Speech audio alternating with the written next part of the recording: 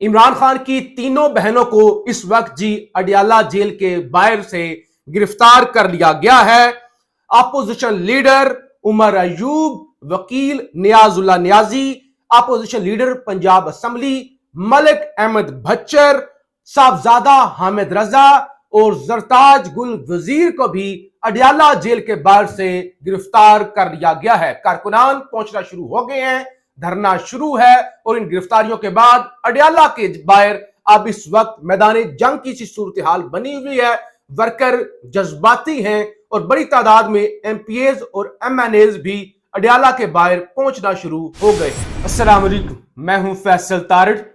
अडियाला के बाहर जी धरना शुरू हो चुका है, कैदियों वाली बसें पहुंचना शुरू हो गई हैं, गिरफ्तारियां भी शुरू हैं, पुलिस की भारी नफरी अडियाला की तरफ पहुंचना शुरू हो गई है और इस वक्त किलोमीटर के हिसाब से मुख्तलिफ गाड़ियों की लंबी लाइनें लगी हुई हैं।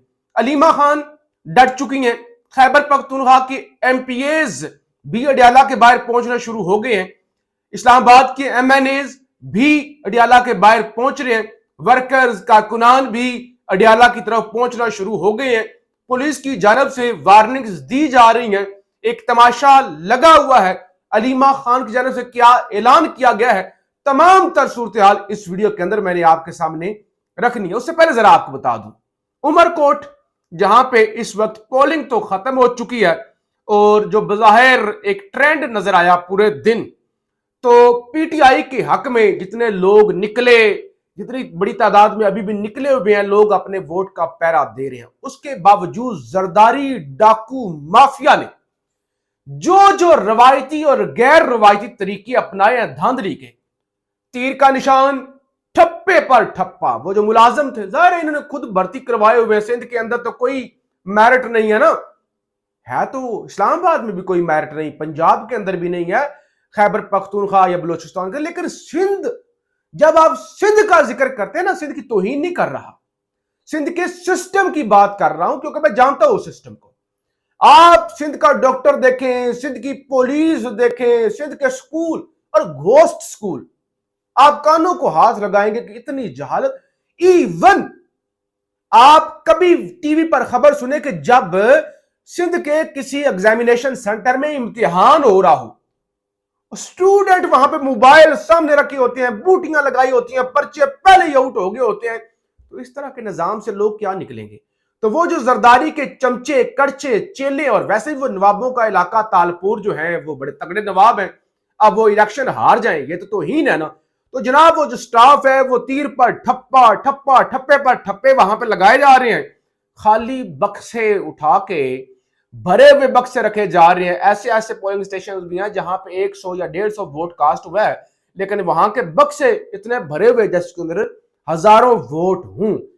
बेशुमार लोग पहुंचे वोट कास्ट करने के लिए, पता चला जी आपका वोट तो पहले से कास्ट हो चुका है। यही लोग पहुंचे वोट देने के लिए, वोट कास्ट हो चुका था, मरे हुए लोगों के वोट कास्ट हो रहे हैं और ठप्पे लगाए जा रहे हैं। उसके बावजूद लालचंद माली का पलड़ा भारी है।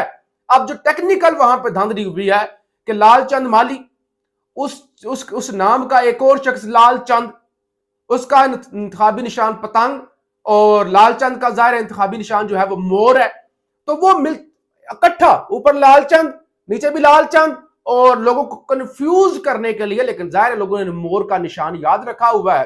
तो बहरहाल टेक्निकल और फिर खुल्लम खुल्ला जिसे कहते हैं गुंडा गर्दी बदमाशी वाली धांधली, वो भी इस वक्त वहां पे जारी है। सुप्रीम कोर्ट के अंदर आज जुडिशियल कमीशन का इजलास हुआ, उस इजलास के अंदर आज नई अनहोनी हुई। तमाशा, चुन चुन के नलायक या आप कह रहे ताबेदार जज पहले सुप्रीम कोर्ट में लाए जाते हैं, हाई कोर्ट में लाए जाते हैं, सुप्रीम कोर्ट के अंदर लाए जाते हैं, और फिर वहां से उठा के ताबेदार जज, मोस्ट जो ताबेदार होते हैं, वो आईनी बेंच के अंदर लाए जाते हैं कि आपसे खुसूसी काम लेना है, अमीनुद्दीन की आपने जगह पुर करनी है और आपने अमीनुद्दीन का नायब बनना है, क्योंकि अमीनुद्दीन की तो आप मुद्दत मुश्किल से 5-6 महीने रह गई है। तो आज 2 जजों को आईनी बेंच के लिए जो है वो नामजद किया गया है, जिसका जस्ट अकील अब्बासी, मेरिट पर तगड़े जज हैं, दबंग जज हैं जस्ट अकील अब्बासी साहब।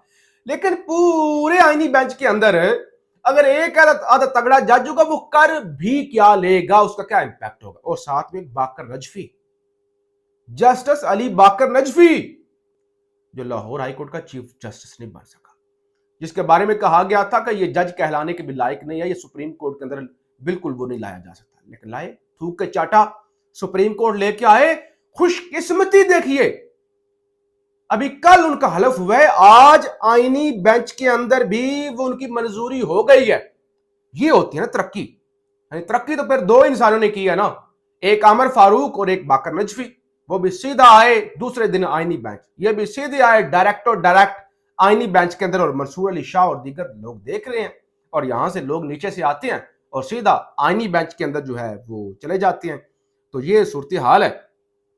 اچھا, یہ جسٹس, اس ساری صورتحال کے اندر جسٹس جمال خان مندوخیل نے بڑا شفٹ لیا ہے. جب وہ باقر نجفی صاحب کی سپریم کورٹ کے اندر تعیناتی ہوئی, اس وقت بھی جسٹس منصور, جسٹس آپ کے یا آفریدی, منیب اختر صاحب اور ایون مندوخیل صاحب نے بھی ووٹ نہیں کیا تھا, پی ٹی آئی نے ووٹ کر دیا تھا. آج جو ہے نا جسٹس منصور علی شاہ, جسٹس منیب اختر اور جسٹس جمال خان مندوخیل وہ بھی ایک موقع پر آئے ہیں, اور ساتھ ہی پی ٹی آئی کے بیرسٹر گوہر اور علی ظفر صاحب نے بھی ان کو ووٹ نہیں کیا, بلکہ کہا ہے کہ اب مزید لوگ جو ہیں وہ آئینی بینچ کے اندر ایڈ مت کریں, پہلے رولز بنائیں, پہلے تو قاعدہ قانون کو رول بنائیں کہ کون کس طرح کے کیسے کس کی نمائندگی آئینی بینچ کے اندر, کتنے جج ہوں گے, کتنے بینچ ہوں گے, تو لہٰذا اس حوالے سے رولز بنائیں. اس کے باوجود ظاہر حکومت کے پاس پلڑا بھاری ہے, وہ امین الدین صاحب اپنی روایت برقرار رکھتے ہیں, ووٹ دے دیتے ہیں. تو بہرحال یہ دو جج آ گئے. اب جناب چیف جسٹس یحییٰ آفریدی صاحب اپنے ساتھی ججز کے ساتھ 5 روزہ دورے پر چائنا جا رہے ہیں. جوڈیشل کانفرنس ہو رہی ہے چائنا کے اندر, تو وہاں پہ وہ جا رہے ہیں.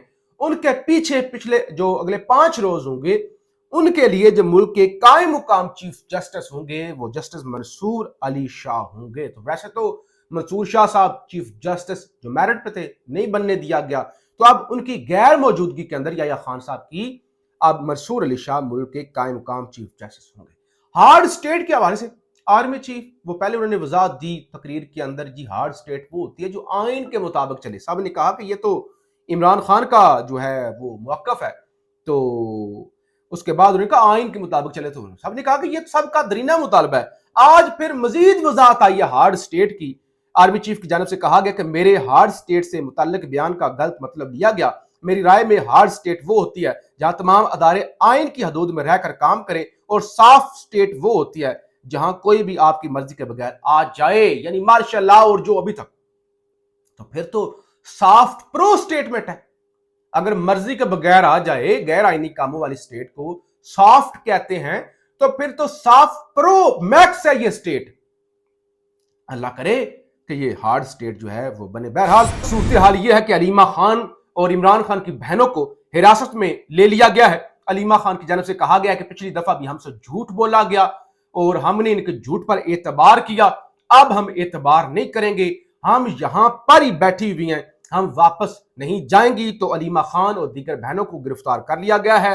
خیبر پختونخوا سے بڑی تعداد میں ایم پی ایز اڈیالہ کے باہر پہنچنا شروع ہو گئے ہیں, لمبی لائنیں لگ چکی ہیں, قیدیوں والی بسیں جو ہے وہ پہنچائی جا رہی ہیں. عمر ایوب, زرتاج گل وغیرہ اور دیگر قیادت بھی اڈیالہ کے باہر جو ہے وہ پہنچی ہوئی ہے, اور ایک پورا تماشا لگا ہوا ہے. پولیس والوں نے منتیں کی, منت سے مراد انہوں نے گزارش کی علیمہ خان سے کہ ہمارے بس میں کوئی نہیں ہے, ہم کچھ کر نہیں سکتے, تو آپ مہربانی کریں, آپ پلیز واپس چلے جائیں. لیکن علیمہ خان نے کہا کہ نہیں, آپ جتنے بھی بڑے فرعون ہوں گے اور آپ کے پیچھے جس کا بھی ہاتھ ہوگا اس کو جا کر بتا دو کہ ہم اپنی جگہ سے نہیں ہلیں گی, ہمیں اپنے بھائی کی فکر ہے, تو ہم اپنے بھائی سے ملاقات کیے بغیر نہیں جائیں گے. ملک احمد بچر صاحب بھی وہ بھی پہنچے اڈیالہ کے باہر, انہوں نے بھی گفتگو کی. کہتے ہیں عمران خان کی بہنوں سے ملاقاتیں اس لیے نہیں کروائی جا رہی کہ ان کو خوف ہے بانی چیئرمین عمران خان کا پیغام باہر نہ آ جائے. اتنا ظلم انگریزوں کے دور میں بھی نہیں ہوا تھا جتنا یہ جعلی حکومت کر رہی ہے. وہیں پر جائے نماز بھی ساتھ لے کے آئی تھی عمران خان کی بہنیں